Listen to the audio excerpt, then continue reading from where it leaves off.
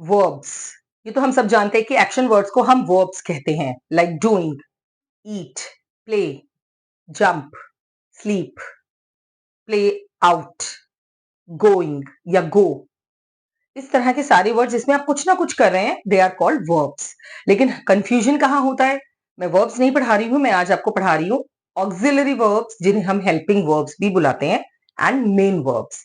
जो एग्जाम्पल्स अभी मैंने आपको दिए हैं उन्हें हम कहते हैं मेन वर्ब्स। गो, जंप, ईट, कुक, मेक, टीच, लर्न, ये सारी चीजें जो डूइंग वर्ड्स हैं, ये हमारे मेन वर्ड्स होते हैं, मेन वर्ब्स होती हैं। क्यों होती है मेन वर्ब्स? क्योंकि अगर ये किसी सेंटेंस में नाउन और प्रोनाउंस के साथ आती हैं और अगर इसके साथ कोई और ऑब्जेक्ट नहीं भी है तो ये अपने आप में कंप्लीट होता है। जैसे I read, I teach, I eat, I make, I learn, I right, I cook, I jump, I play. ये सारे के सारे एग्जाम्पल्स मैंने आपको इसलिए दिए हैं, अगर आप इनमें कोई और चीज ऐड ना करें तो भी आपको पूरा मीनिंग मिल गया कि वो खाता है, वो पढ़ता है, वो बनाता है, वो सोता है, वो भागता है। इस तरह से मेन वर्ब्स का काम होता है कि वो सेंटेंस में अगर आ जाते हैं नाउन या प्रोनाउन के साथ, उनके साथ हमें किसी और ऑब्जेक्ट की जरूरत नहीं होती। तो ये तो हो गए हमारे मेन वर्ब्स। अब मैं बताती हूँ आपको ऑक्सिलरी वर्ब्स कौन से होते हैं। Is, are, am, was, were, has, have, had, may, might, could, will, would, should, modals and to be वाले जितने भी हमारे वर्ब्स हैं उन्हें हम हेल्पिंग वर्ब्स कहते हैं। अगर मैं आपसे कहूं ही इज, तो क्या इस सेंटेंस का मीनिंग आपको कुछ समझ में आ रहा है? क्योंकि इसका कोई मीनिंग नहीं है, ये नहीं समझ में आएगा। शी हैज, क्या, what does she has? She has nothing या she has a book, then we will complete the sentence. बिल्कुल सही।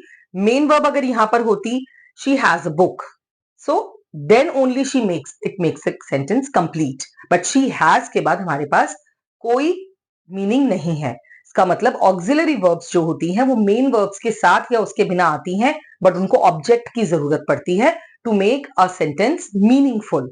यही मीनिंग होता है हेल्पिंग वर्ब्स या ऑक्सिलरी वर्ब्स का। तो आप बहुत सिंपल तरीके से इसको समझिए कि हेल्पिंग वर्ब्स या ऑक्सिलरी वर्ब्स वो होती हैं जो सेंटेंस को कंप्लीट नहीं करती, सिर्फ मेन वर्ब को या ऑब्जेक्ट के साथ सपोर्ट करती हैं। उनके बिना भी सेंटेंस इनकम्प्लीट लगेगा।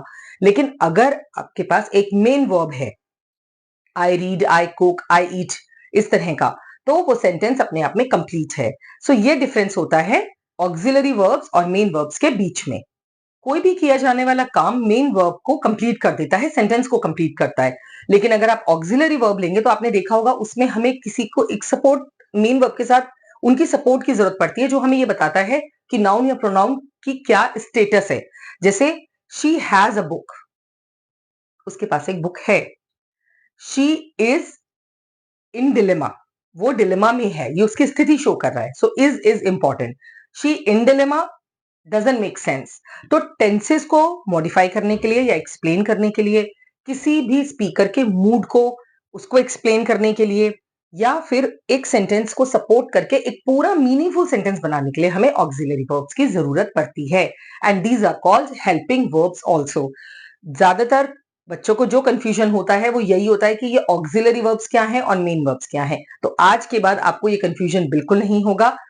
इस एग्जाम्पल को आप बार बार अपनी स्पीकिंग में प्रैक्टिस कीजिए। आपने ऑक्सिलरी वर्ब्स पता कर ली, आपने मेन वर्ब्स, आपको मालूम चल गई। अगर आप इन दोनों वर्ब्स की प्रैक्टिस डेली स्पीकिंग और राइटिंग दोनों में करेंगे तो आप कभी भी टेंसेस में भी गलती नहीं करेंगे। So these verbs are the very important part for the tenses also.